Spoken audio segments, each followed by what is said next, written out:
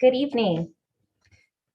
Welcome to Lewis Clark State College Visiting Writers Series sponsored by the Humanities Division. My name is Jennifer Anderson and I'm the faculty advisor for Talking River Review, Lewis Clark State College's student-run literary journal. Good evening. Welcome to Lewis Clark State College Visiting Writers Series sponsored by the Humanities Division. Pause just a moment, my apologies. And I'm the faculty advisor.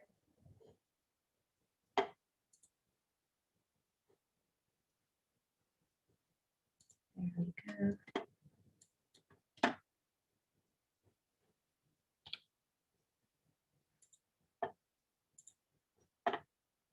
Where did it go?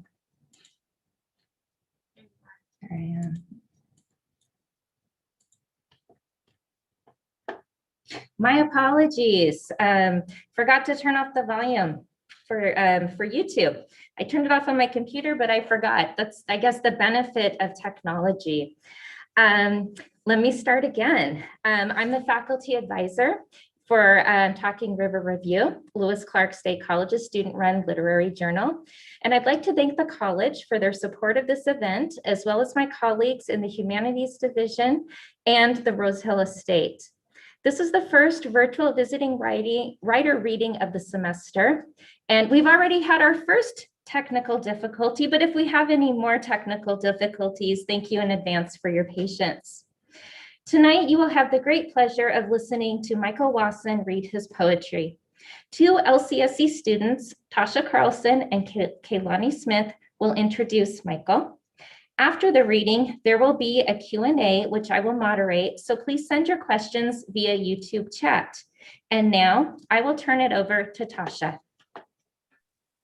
Good evening, my name is Tasha Carlson.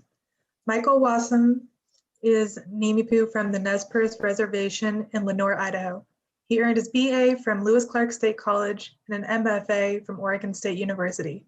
Wasson is the recipient of the Ruth Lilly and Dorothy Sargent Rosenberg Fellowship, a Native and Arts Cultural Foundation and National Artist Fellowship in Literature, the Adrian Rich Award for Poetry, and others.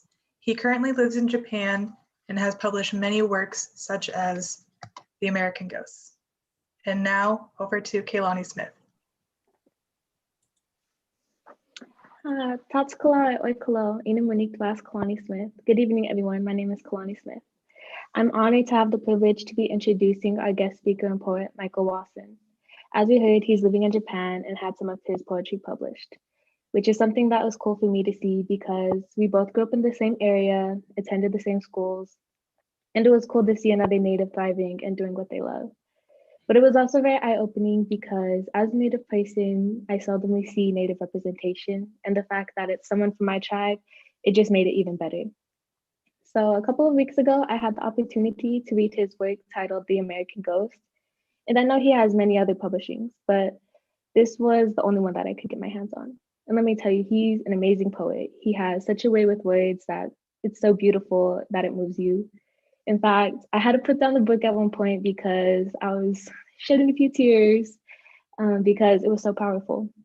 When they asked me to introduce Michael, I was a little bit nervous because I was wondering, how can I find the words to describe how his poetry made me feel and how it related to me in a way? But I think just because there's a lack of words sometimes, it doesn't mean that there's a lack of understanding and knowing. And I think that both of these examples just show how great of a writer he is and poet, because he can really connect to his readers and the audience on a much deeper level.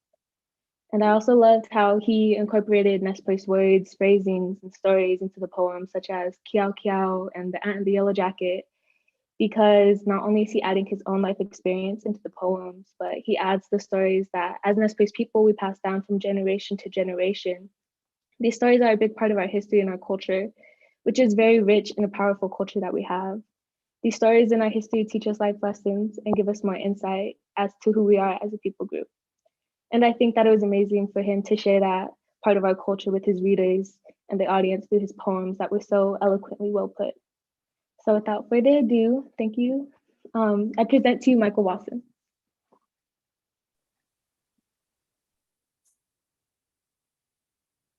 Hello, everyone. Hello from Fukuoka, Japan. First of all, oikalo tatslahin, nimiputim ki in wet nekis tamapta yo hai hai itko, Michael Wasson. Talks wako inam titmina 8 ka liloitza. Oikalo at heking himakis kutsiao. First of all, I'd like to give a big thank you to LCSC, to Jennifer, to everyone involved in bringing me here in this virtual space. But first of all, I'd also like to dedicate this first piece to one of my best friends in the whole world, who we lost recently, and also my Sepehetemanawat, both have the namesake Bessie. So without further ado, I'll read this poem that I'm to give to Professor Harold Crook. Poem on behalf.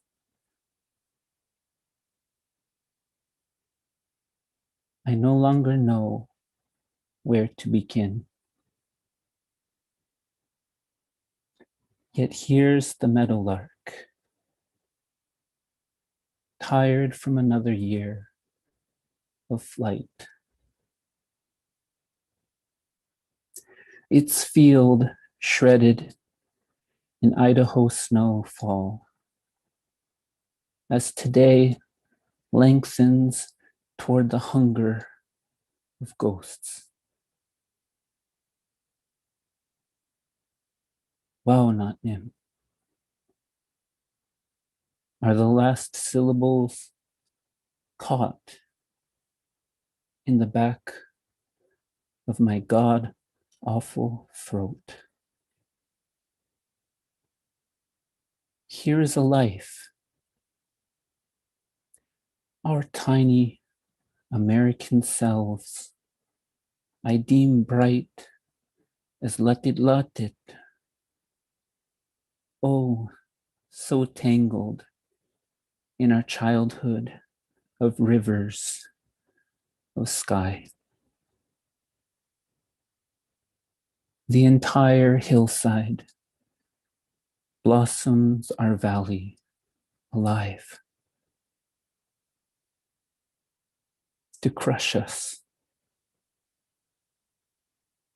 Dearly beloved, from a single November sky back down to earth.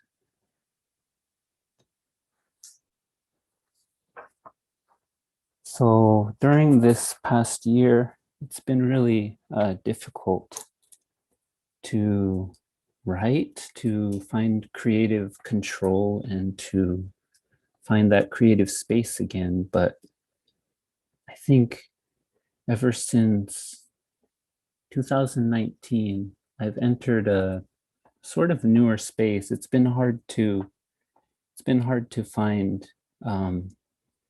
ways or entry points into newer poems, but I'm going to share tonight some newer poems, but I think I want to start with some of my older work, which is now in a manuscript that is coming out of Copper Canyon Press. The publication has frankly been delayed due to some personal issues with the pandemic, but my hope is that it will come out later this year. But I have the manuscript here. The title is Swallowed Light, and anyone back home, back on the res, maybe this title has some meaning for you. One of the meanings that I dug up is it's Yaya Coyote as our main trickster figure. He goes into the body of the monster, and he enacts this sort of this light source to create people That's the spark that I feel. And so I feel there's this relationship between rebirth, birth, and creation with that title. So it's a very meaningful title that I've held on to ever since I graduated from my MFA program. And on that note, I'm going to share the first poem from the manuscript. It's published at Poetry Northwest, if you ever want to find it online. Aposiopesis, or the field between the living and the dead. And forgive me, for I cannot tell you how to begin. But here is the body, like the urge to pray, your mouth already gone. And we never said, you, a boy, woman, man, only the animal made with two hands, and lost in the field, waiting for human life to re-enter as if through a door broken. And yet the dead who love you, who are still remembering the touch of blood-warmed skin, abandon you like every yesterday, like this single paradise of everybody's silence, rusting daylight into the only dusk we have been made to see.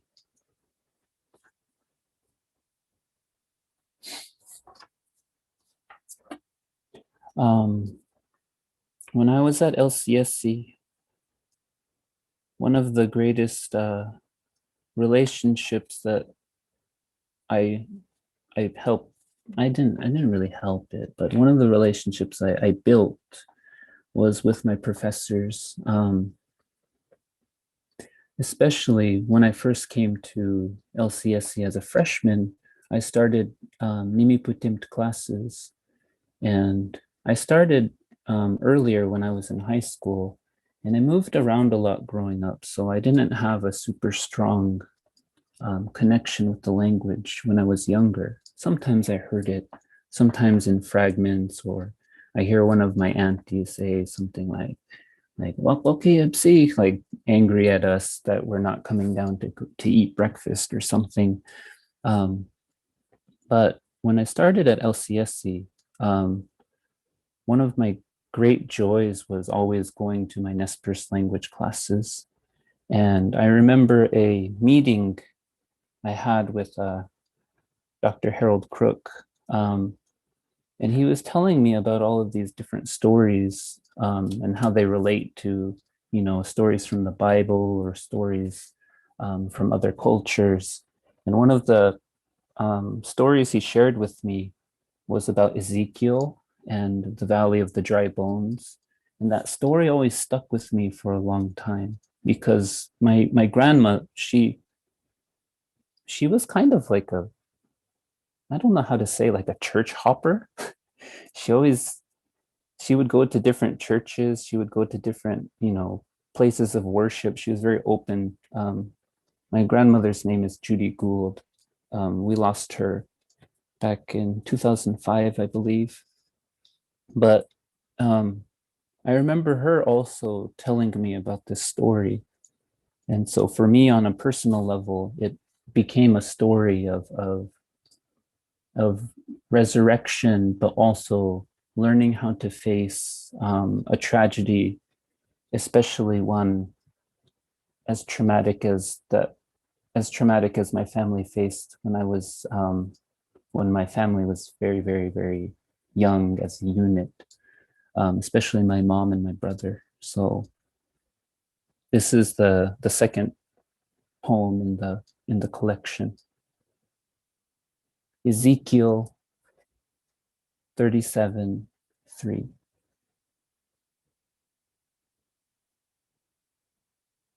When I close my eyes, I see him, my Lord.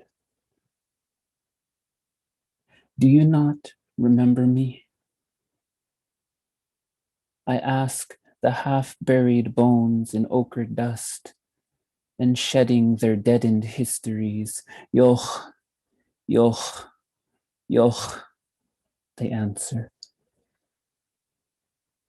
Like a house creaking open its doors to reveal all that was left behind.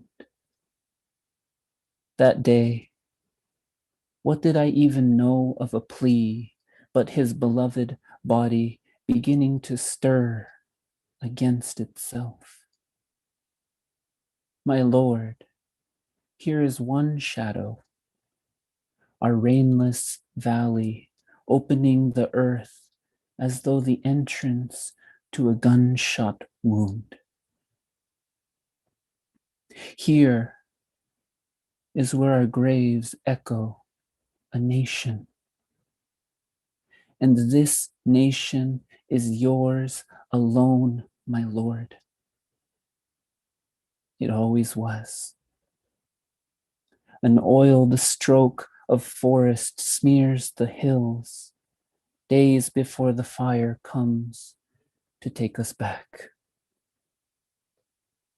Here, my Lord, is the skull joining its spine, the body's standing ladder, a column of rungs like years of lives taken and draped from the nape of the neck. Lord, forgive me, for I cannot dance with you this way. As these bones, as you leave your imprint, the air eats away like ghosts. The width of stories found in translation, where my heart is the very same hummingbird, lifting the end of every sunlit petal left to be shredded by any trace of summer. Here, thirsted, not dot, I pronounce. And the dot appears in his skull. It forms just enough to fit this mouth swabbed bullet through once again, the way the North Star re-enters the skin of every night to salvage itself. And I can't help but turn away, for I'm afraid of the loss of even my own eyes, for I cannot bring myself to peer into those eyelets shaped in the image of rain puddles found around the bodies of our nation. How they won't stop boring into me like this. And I just can't. Forgive me, Tota, with the Lord at my side, as half of my skeleton awaits your flesh, the forgotten half of me, to bloom back over you, like the start of another hour.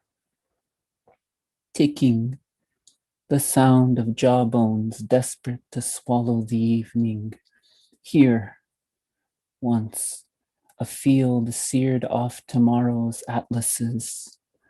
Once an ocean of Katniss blooming out of season, under the dead light draining the sky. Enum pissed, my Lord. I see his lips as a kiss blown apart, like the gift of first breath. It's the blood rushing dark, rising from beneath his skin, beginning to flash me back. Soon this body is yours to collect, you pledge in the rattling tongue of salvation. Here is my father's mouth warmed, tightening, parted only by its weight. Lord, look into him like a well filled with its unlit promise towards water. And I promise to remember this final opening, cocked back and waiting to breathe. How this singular fleshed jaw is myself now, remade in its first shape, the body before the body.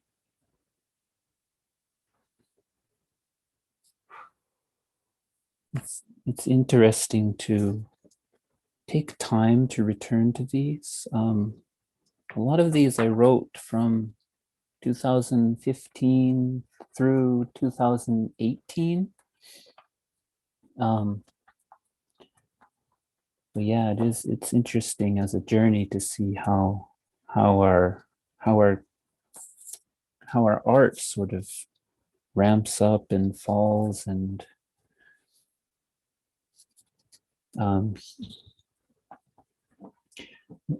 one thing I do want to mention is when I was growing up, there's a lot of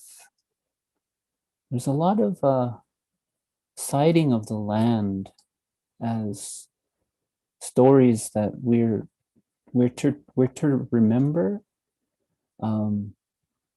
Often my grandfather, he would stop the truck along the river, and he would talk about the backs of the animals, missing out on a meeting to name the animals, and Ant and Yellow Jacket and Heart of the Monster, or this is where Coyote put down his fish net. There's all these stories I remember that almost enacted, a literature inside the landscape. And one of the stories I remember from way back in Lapway Elementary School, I was in Miss Whipple's class. Geez, that's such a long time ago. But we had a unit on Nesper stories. And I remember us learning about Ant and Yellow Jacket. So this is an older poem. It's a shorter one, but this is kind of my childish reimagining of Ant and Yellow Jacket. Ant and Yellow Jacket. Pamtsit pasusana. Kowo itziayan kaps now it ki ka hinasanya piswa. Tamsoy ka alatalo. Reach for the slick hook in my mouth.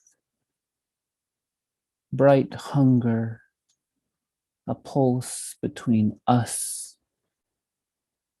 And here at the chest, a bee's heart pressing an ant's caged ribs before collapsing.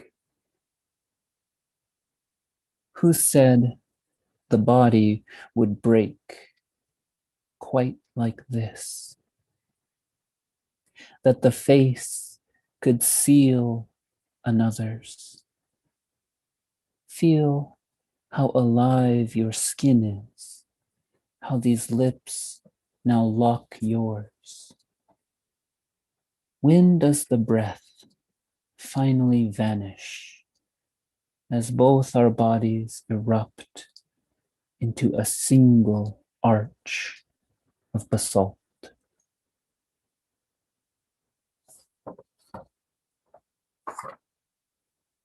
When I was a senior at LCSC, we had a professor from UC Berkeley. She's also a Nimipu, Beth Payatot. And we went out to lunch with her. She gave a talk. It was, I think, art as artifact. And a lot of the faculty was there. Some of us students were there. It was a really, really wonderful time. But both of us, we had a very strong relationship with one of our professors who passed away at that time, James Tarter. And she would always talk about James and how kind he was. And so I was reading some of her book a long time ago and some of her work. And she's an amazing writer and thinker and creative person. But this poem is after her and in dedication to her. Self-portrait as 1879 to 1934. It has darkened here only because the light inside the room. Now place your hand there. See? That? No, this. This is your face. And so, what are you? But a citizen of this nation you were born into by no hands of your own. Like the architecture of briefly lit churches, you stand here so silent. You're already another century broken in two. Your mouth looks just like your father's when he was living, weeping. 4 white walls in the dark. How his skin felt of scratched chalkboard with each new written version of him, now so American. His name sparing his one blood-red life. And see your mother kneeling at this quiet cage of crushed windows that held the last image of her black hair. Say you see nothing in this language and everything inside Enisa whiskey. Nuh-uh, nuh-uh. This tongue of animals you give to the starved night. Like a lungful of gnashed syllables rusted to the throat. Say, t'al, t'al, like a promise made of bone, because after the body, what's left is bone. The jaw opened wide enough to say your name, like a wildfire spreading through your homeland every summer when you are left to stand in its pine forest, and God, the forest, save me, my lost savior. Save the boy who sees the blood inside him. The forest, how it means shadows learning to breathe again. The disgraced light here. It means all these branches are clotheslines where nothing hangs anymore. It means you touching the mirror is enough to crack apart every America you've known since. It means nobody is here. It means the ash in the dirt blown to air was the braided hair of your ghosts longing to welcome you back, which is to say, yes, everyone is here.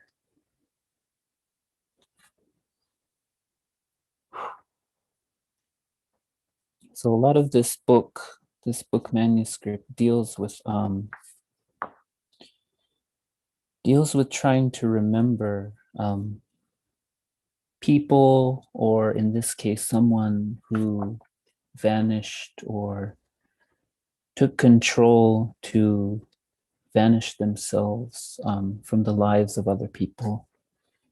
So oftentimes these poems, I think poems of mine in general, are sort of reaching out to people or to someone who, you know, in this lifetime I've lost.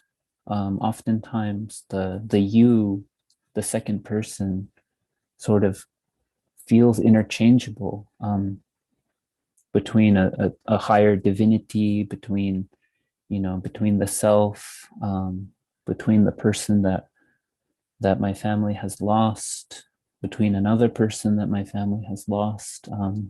These are sort of the obsessions that thread the book together, I feel. I remember when I was I think I was a sophomore in college at LCSC, and we were learning the desiderative form, and you add a tpatsusa at the end of a verb, and that makes you express you're wanting to do something. And so the way we say something, for example, when we want to hold a wake for somebody that we lost, we say inap tepatsusa tilakt, or we say, or it would translate to I am wanting to hold a wake, or I'm wanting to hold the body. So with that sort of thought, I wrote another poem, I think in 2018. I'm going to read this one now. A poem for the Houtning and Haudakip, the holy ghost of you, the space and thin air. Ineptipatsusa tilakt. I am wanting to hold awake. I am wanting to hold the body. Had this body been made of nothing but its bright skeleton and autumn-blown skin, I would shut my eyes into butterfly wings on a mapped earth. Had the gods even their own gods, I could relearn the very shape of my face in a puddle of sky-colored rain.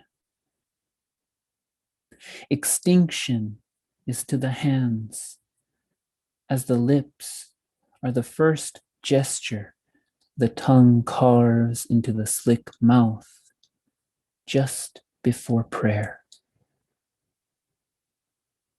In every way, the world fails to light the soft inner machine and marrow of the bones in motion. I imagine smudging my tongue along a wall, like the chest I dare to plunge into, the braille of every node blooming out, as if the first daylight of wintered snowfall.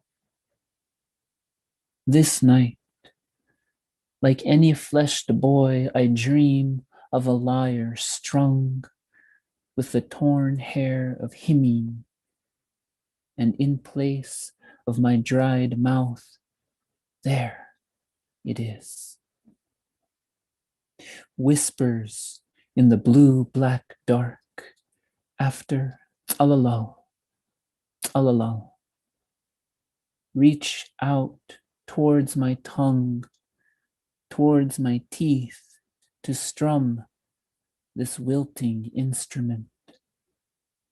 And once awake, I'm holding its frame to build a window back into the world. Had this body been held after all these years, I would enter you to find my frozen self and touch.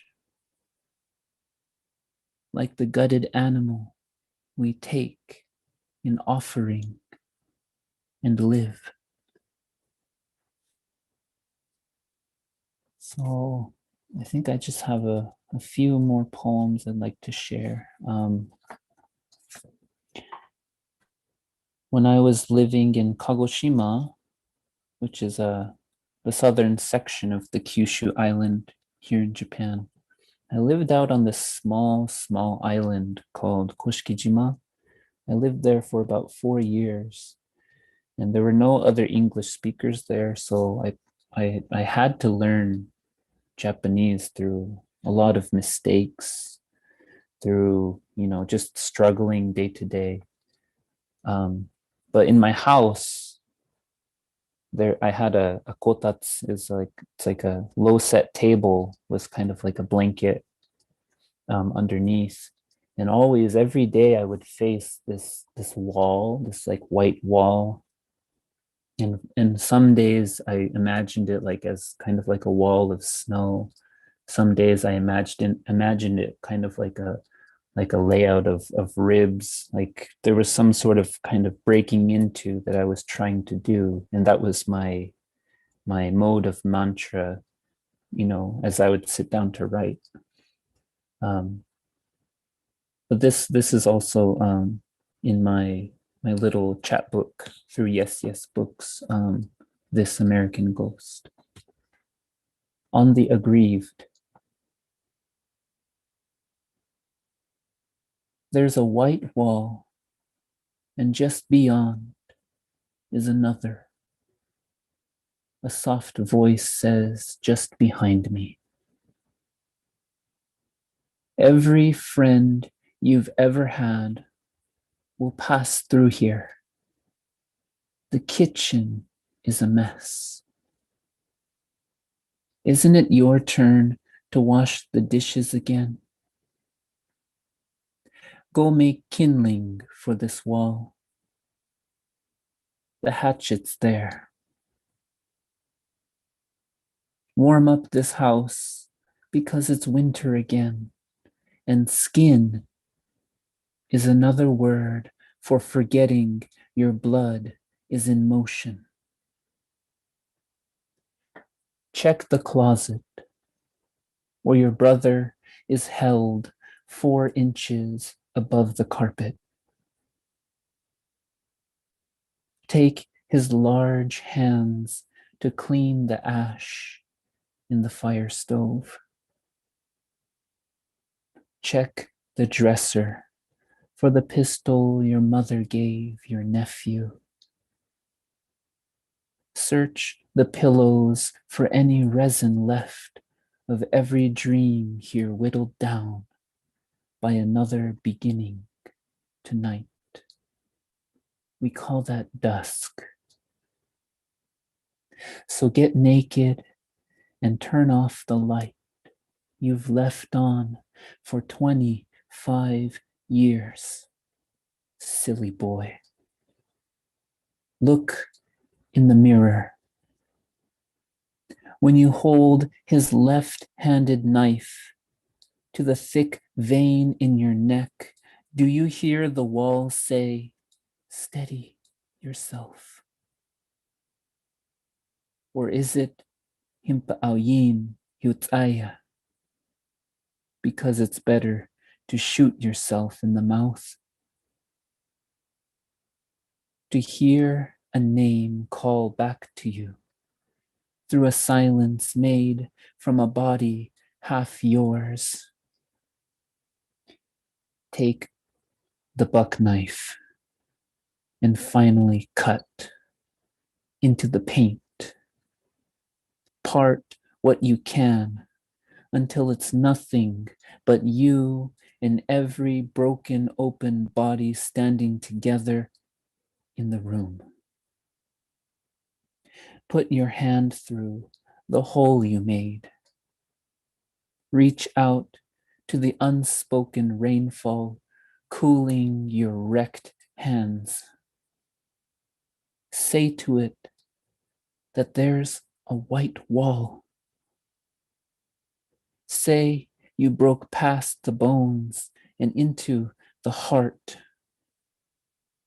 Reach farther until you touch another hand, and you know someone's there just outside. Feel how the rain might slow into snow, and your breath brightens from the dark held in your mouth.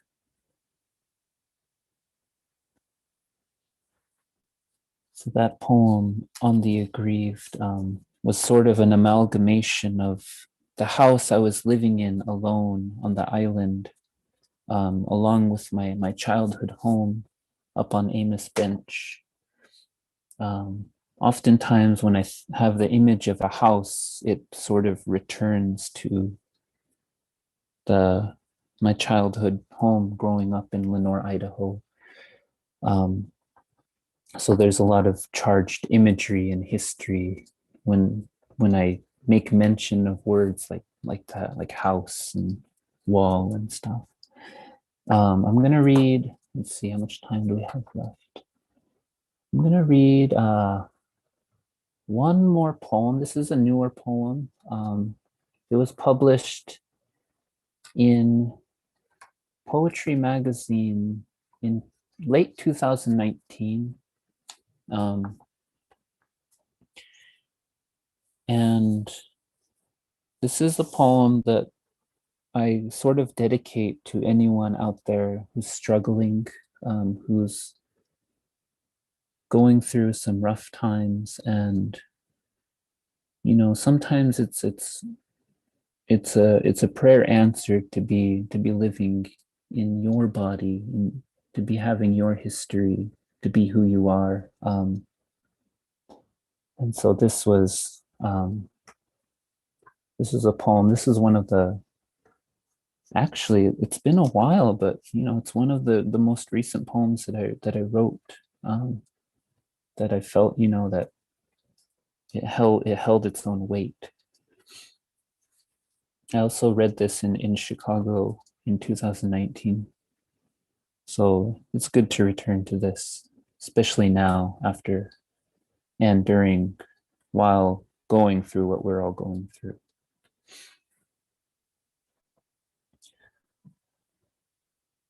Your shadow invents you every time light fails to pass through you. Some days you wake to the sound of smoke pouring through the keyhole in the room. Open your eyes. This is only a test. The bluing of your hands can be anything you want. The bruised dawn, like a river rising to your windowsill. A purple, forgetting how blood leaves the body in ruin. A forsaken lip smeared in thirst, resting on your lip, as though your skin could salvage the dream of being so touched. Listen, I know you're afraid. I am too. I know how the body prays for beauty, but remains a shipwreck you are building in my image. How many books are enough to tell you you're alive today. How many days end up all dark, and the monsters of your childhood appear like saints erased of their mouths. How the mouth cradles a tongue carved by years in exile until it's ready to shape a word like a parting handful of promised wildflowers. Happy Mother's Day. This is you at the edge of a paradise growing back after being scorched from the face of earth. This is us, afraid of the men who fail to kiss us goodnight and step through the walls. Some days you are living a nightmare. Some days a miracle as wide as a spared life. Listen to me. There will be a day when the world will need you most. Be alive on that day. I vow your father is as American as the bones your mother grew inside you. The gunshot in your head is only a shadow puppet, a slow explosion of a field of cutlass in early June's bloom. Look at the colors like little gods on fire, hurtling in and out of each other's terrified skies. Are you still alone in bed? Is it morning yet where you are? The smoke turns to rain as usual. Listen, my love. This year is just a visitor and next year's ghost. Take care of it because yes,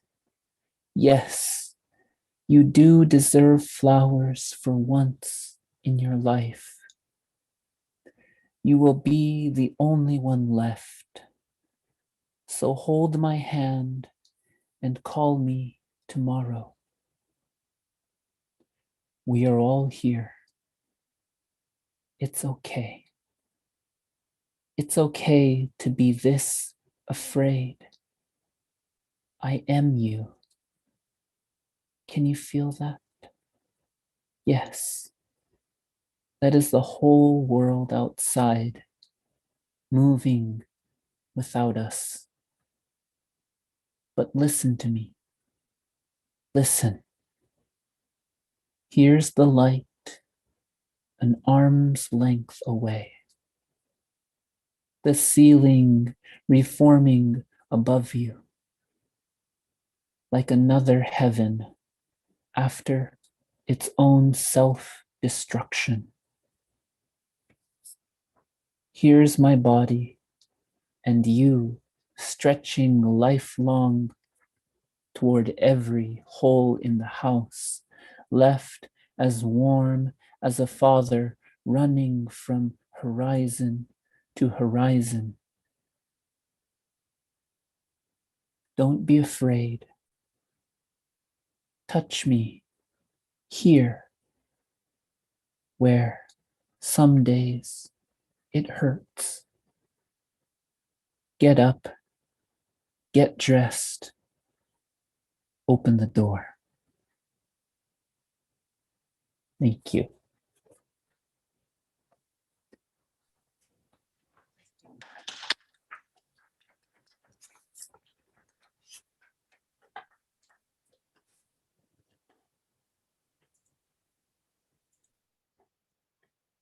Thank you so much, Michael. That was just wonderful.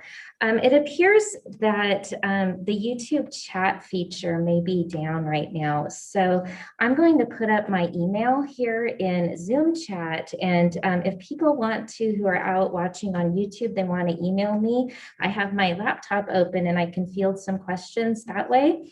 And while we're waiting, I know that some of the creative nonfiction students who are sitting here in the classroom, they have some questions for you as well. So let me just put my email in here really quickly.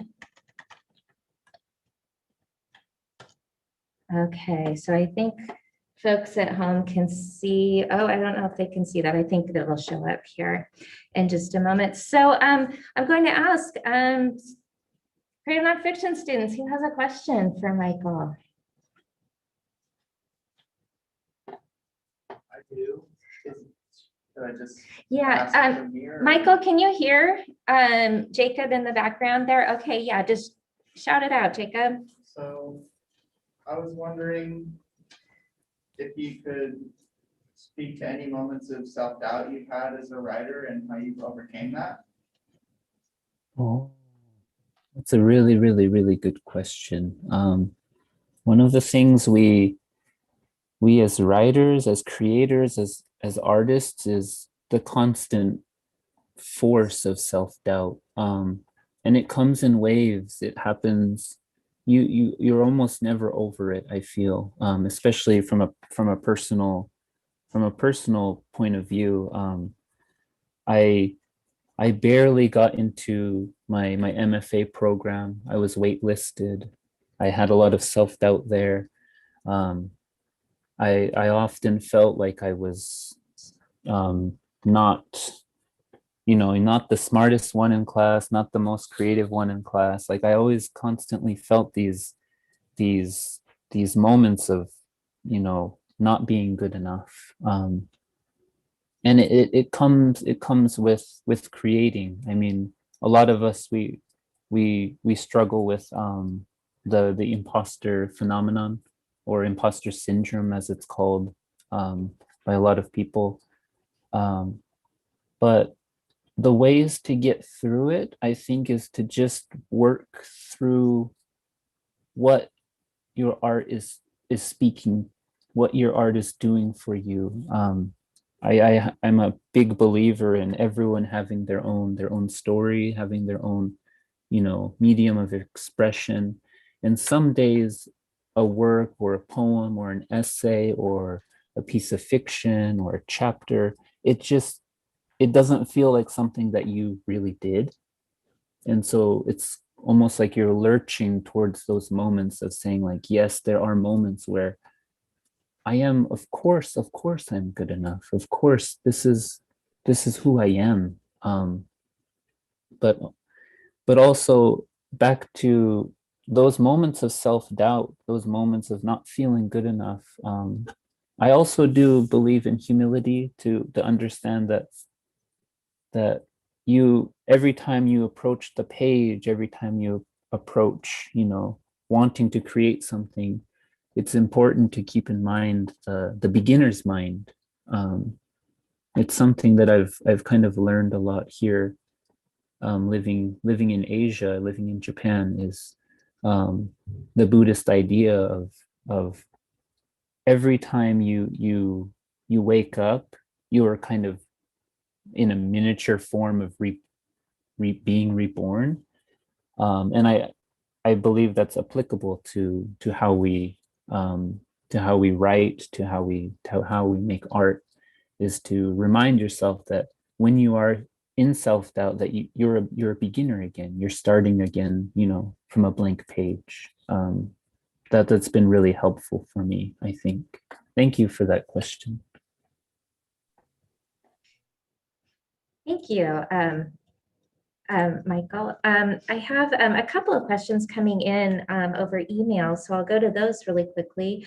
So this first one here is from Louis Sylvester, who teaches here at the college. And he said, Michael, you mentioned that over the years, some of your interests in your writing have risen and other interests have fallen. Could you talk about that? What are some of the changes you've seen in your work over the years? What new interests have arisen for you in recent years? Oh, that's a good question too. I was thinking about just like my interests in general. But in the work, I think it started out, I was very much interested in like understanding how stories affect me as a Nimipu person, as a Nez Perce person. Um, so a lot of my work revolved around Itziayed, revolved around Coyote. Everything was like this was the central point in our creation history, in our creation stories. So that was sort of the central obsession I had when I was maybe from my early 20s. Um, so that sort of was the first rise. And then later on, I started to think about how am I going to, or what is the relationship I have with Itziaya? What relationship do I have with this versus something that is more personal for me?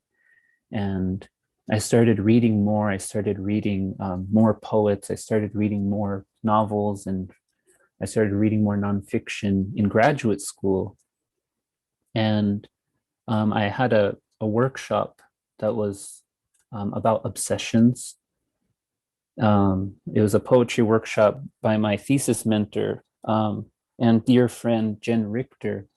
And she told us at the beginning of the class, like, I want you to choose something and I want you to obsess over it, and I want you to feel rightful. I want you to feel like this is your obsession. And so we constantly kind of circled around a main object or theme or something.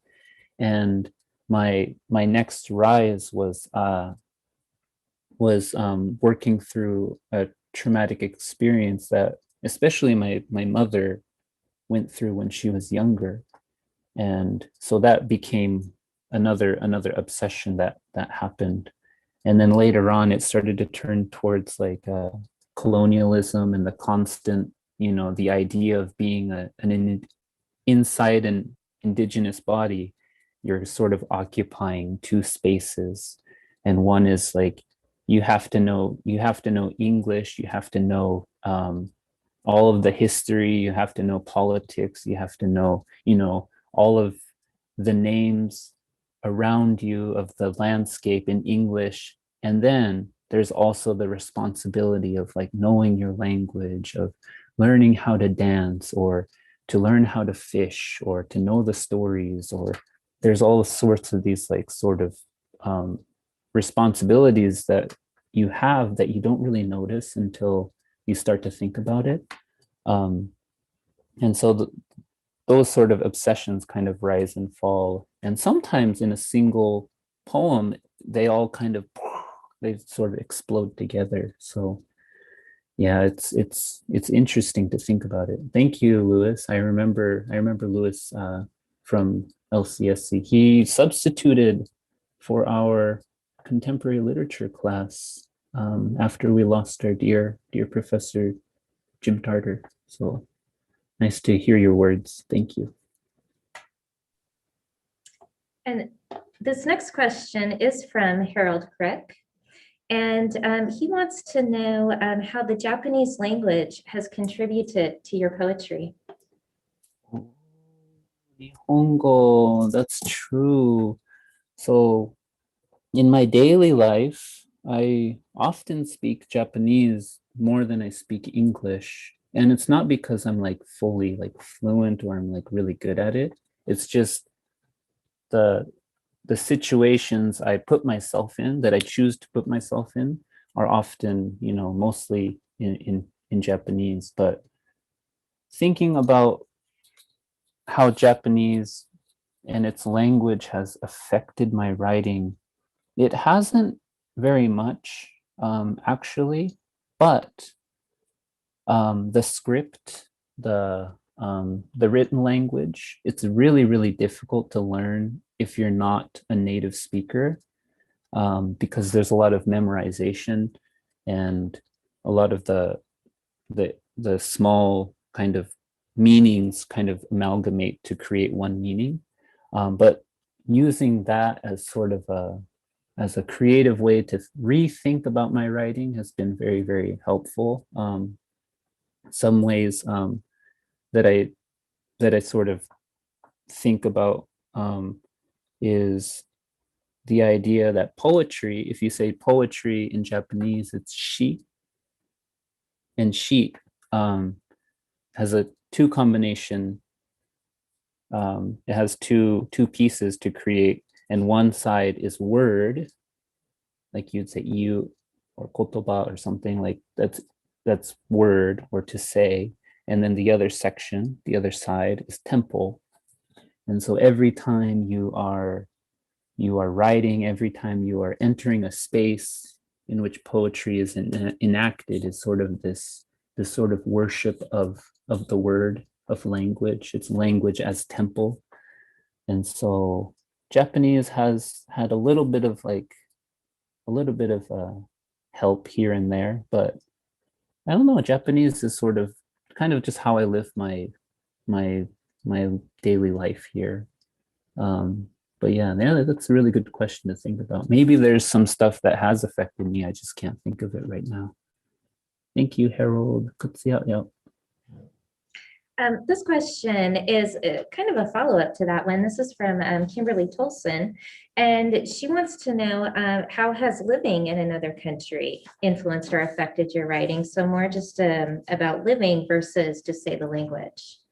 Oh, that's also a really good question. I think I had that question fielded to me in the interview with the Lewiston Morning Tribune, and it was really hard to think about because I think I said in the interview, like, I don't sit down and write about Japan. I'm not like, oh, this is Hiroshima, like, you should come here. I'm not like that kind of writer, but the distance has been incredibly important for me. I don't know if this is a personality thing or just how my brain or my heart kind of ticks, but for example, when I was in Idaho and I'm like walking around in the landscape, it's hard for me to reflect that back.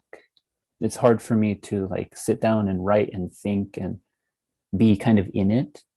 But once I'm given enough space, once I'm given enough distance, I'm able to sort of think about, my homeland, to think about my language, to think about my role as a Ninipu citizen, as an American citizen, like having that distance. And first of all, it started from graduate school where I was in Oregon and I kept thinking about, back home.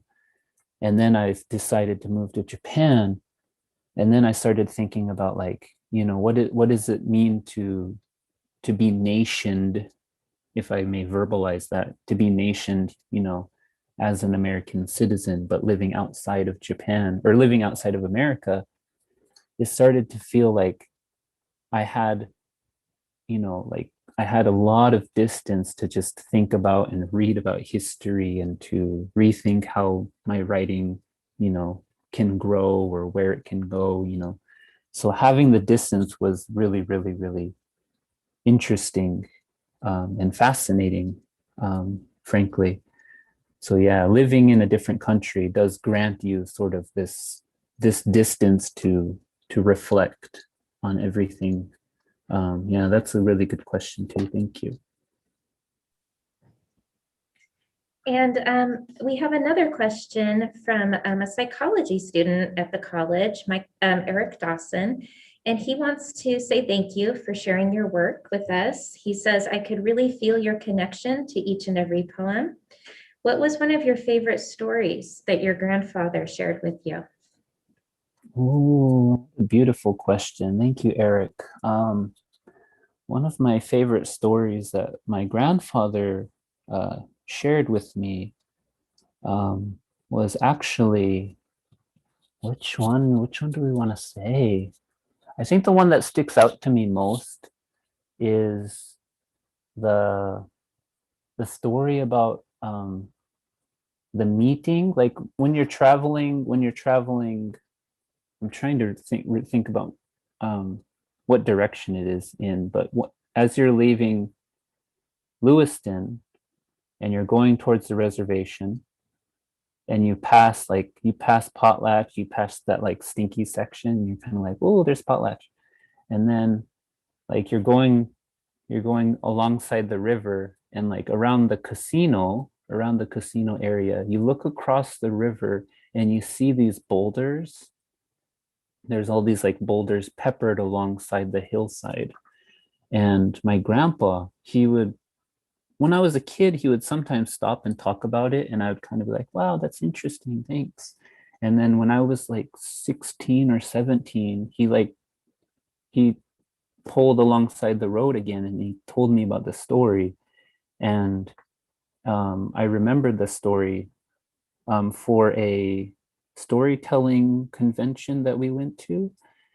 And the story is basically about, all these animals were trying to come to this meeting where Itziaya was, to give names and say like, you're eagle, and you're chipmunk, you're this, you're that. And part of the sort of moral here is that if you're late, you sort of get solidified. You're kind of stopped in your tracks, like, hey, you're late. And it's kind of interesting because we're always on Indian time, so a lot of us are kind of late to things. But yeah, that was one of my favorite stories growing up, especially because you could see it, you could visualize it, and every time you like go to town or every time you go back home, you always saw that, and you're thinking about, how all the animals got their names, and all the animals that didn't were sort of kind of petrified, and you just see the backs of them, like as they were trying to get to the meeting in time. But I don't know if there's like an actual like title of that story, but that's one of the landscape stories that my grandpa shared with me. I like that one. Good question. Thank you. Do you have time for just a few more questions, Michael? Of course. Okay, Yes. perfect. I know that some of the students in my classroom have a question before I go back to the internet. So if I could have one of my students ask a question. Kate is going to ask a question. Hi, Michael. Thank you for reading for us today. In our nonfiction class, as we've been writing our essays, we've been talking about and learning that we sit down to write one story and end up being taken in a new direction that maybe we didn't expect. Does that happen with your poetry?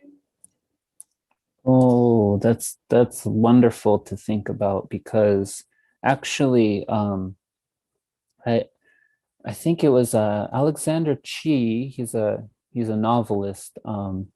He's been a really good kind of like social network friend for me. We banter back and forth here and there, but in this really good I don't know how we'd call it. It's kind of like a little like essay in 100 parts. It's like what is it called? It's like what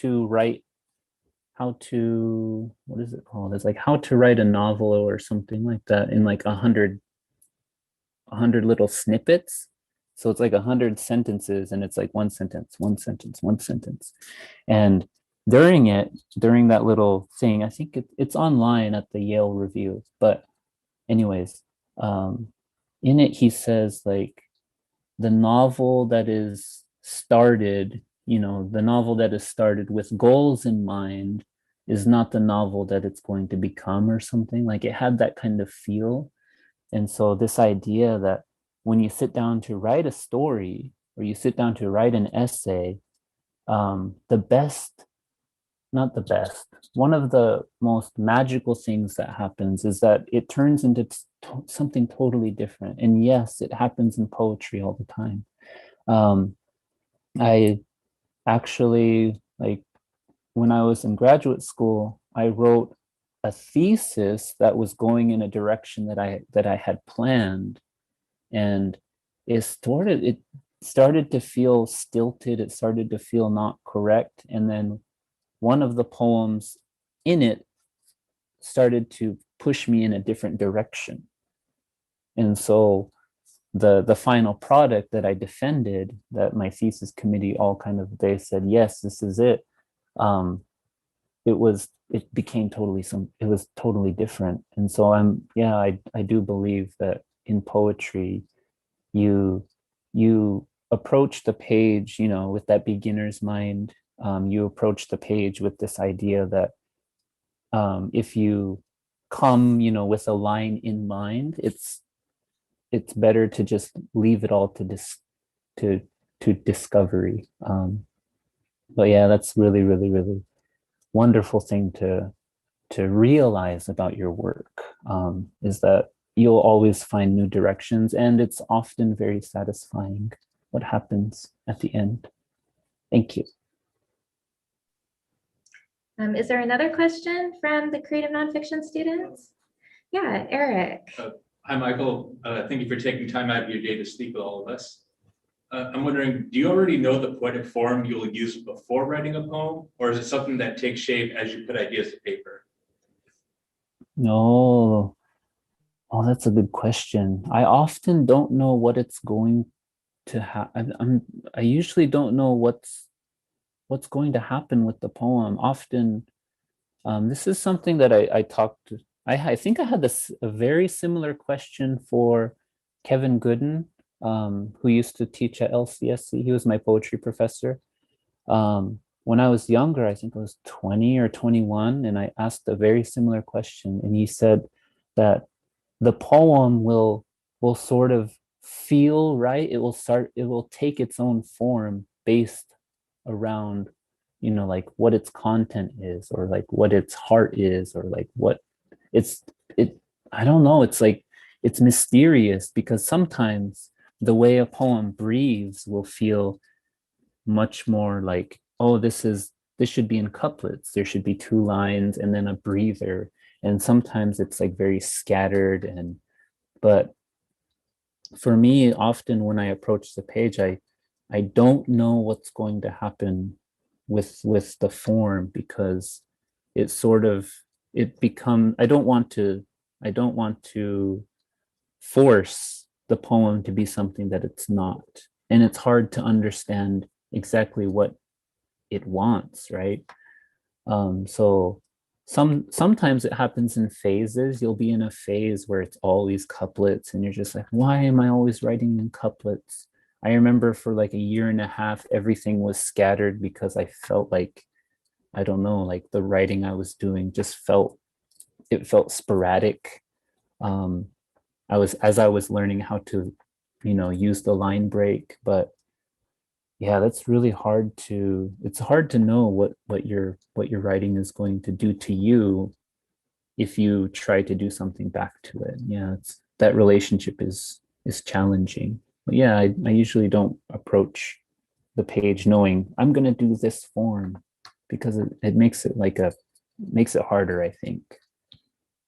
Good question. And we have a couple more here from the email. Sarah Hennessy has written in a question. So she wants to know how your approach has evolved in regards to using Nez Perce language within your poetry. Sarah and I, we go far back. We first met in Norden's class, Dr. Norden. She's Nimipu, and we shared a really, really strong connection together in our language classes and our literature classes. But yeah, the idea of using Nez Perce language, using Nimiputimpt in writing, was very scary at first, because you're using a language that 99.9999% of people don't know, or they've never heard of. But oftentimes, if if there's something that you can feel in the English, you can feel that it can make sense without exactly knowing what the translation is. That was sort of my that was sort of my entry point. But also, one of my poet heroes was one of my poet heroes is Shuren Bitsui, and he wrote this beautiful book that Kevin Gooden basically handed to me in his office when I was 21. And it was called Flood Song. And sometimes in the writing or in his poetry, he'll just have a Dene Bijad word, like a Navajo word in there. And his collection starts out with this twa, twa, twa, twa sound. And it's a sound of like water droplets. And so I was like, oh my gosh, he's using his own language. It's how his mind is shaped. It's how his worldview is shaped. And I felt that was an important discovery. It's important for me to learn that you may not be fluent, you may not be the best speaker, you may not know everything, but as you're learning your language, as you're learning how your language sounds in your mouth and how it relates and how it can kind of like, collide with English, that's a very almost way of announcing your survival. That's how you show that you're surviving Nimipu here in this world. And that was what I took with me. That was Shuren Bitsui and Eduardo C. Corral. He wrote a book called Slow Lightning that was a very, very wonderful sort of lighthouse book for me when I was in graduate school. He used Spanish, and I'm not like super good at Spanish, but I could kind of feel like what he was saying. And then later I would check the translations. It's like, I don't even need to know the translations because the way he writes it in to his poetry, it feels seamless. So yeah, you gotta find little avenues or ways to break open the English and let your readers know that you're a surviving person from a minority group.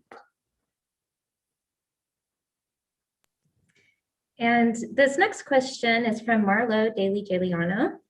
And she says, Michael, you've given me some wonderful reading recommendations. Are you reading anything now that you think we would appreciate? Oh, Marlo. So yeah, Marlo. I gave her a reading recommendation. One of my friends, Ocean Vuong, he wrote a wonderful novel, and I recommended that to her. Recently, I haven't been reading as much as I should because during the pandemic stress, it's hard for me to like sit down and focus. But I think The Tradition is by Jericho Brown. It's been a really good book for me. What was it? It was like HHHH, and is this like World War II novel that was broken into sections. I think it's a French writer. I don't remember the name. There was that, and also I'm returning to The Wild Iris by Louise Gluck. But yeah, there's a lot out there. Also, I do want to give a shout out to my friend Leili Shutti. She's also at Copper Canyon Press, and her book is Deluge. It's a very, very beautiful book. So yeah, there's just all sorts of great stuff out there. Also, Natalie Diaz's book, Post-Colonial Love Poems out. We have all sorts of, I gotta shout out to Jake Skeets. He has a beautiful book that I read. He's from a Navajo perspective. He's Navajo, and it's Eyes Bottled Dark with a Mouthful of Flowers. I'm just like, cool. That title is just so good. So yeah, there's a lot of good writers out there. So thank you for that, Marlo. Okay, I think we have time for one more question. Class, students, do you have one more question you want to ask? Yeah, Rosellen has a question for you. In your poetry that I've read and in your reading tonight, I noticed returning motifs and images of the mouth and the tongue, as well as wildflowers and dusk. And I was just wondering what those images mean to you. Oh, really, really good question. So when I was in graduate school, there was also trying to understand your obsessions with sort of motifs and words that come back to you. And for me, mouth was it was not maybe threefold, fourfold, I'm not sure, but mouth for me and tongue often has to do with language, trying to return and relearn your language. But also it has to do with creation. In our creation story, Coyote and Monster, Coyote is actually being swallowed by the monster. And so there's this idea that when you're swallowing or when you're taking something into your mouth, kind of like a child would, with the world, they're always putting things in their mouth to sort of like figure out. That has kind of a deeper meaning of like creation, rebirth, but also violence. Like you have to crush things with your mouth in order to swallow and to give nourishment to your body.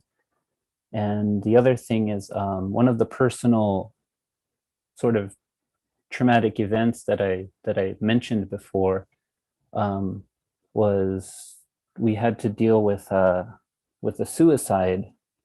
And so my sort of reimagining and sort of this idea of like, a gunshot happening and it happens through the mouth. It's sort of this rebirth, birth, sort of destruction, kind of twofold thing happening. So yeah, there's a lot of things like that. And tongue also has, that's how you shape your words. That's how you shape prayer. That's how you sort of taste and things. So yeah, that's sort of where I'm at with that. Thank you. Well, thank you so much, Michael. And thank you to Tasha and to Kaylani for your introductions. Before we sign off, I just want to tell everyone about another humanities event that's coming up next month. On Friday, March 12th at 7 p.m., poet and essayist Leah Prapura will be giving the annual Stegner Lecture via YouTube live stream again, and we'll be handing out more information about that in the coming weeks. Thank you all so much for attending, and let's give Michael another round of applause, everyone. Thank you. Thanks, everyone. Good night.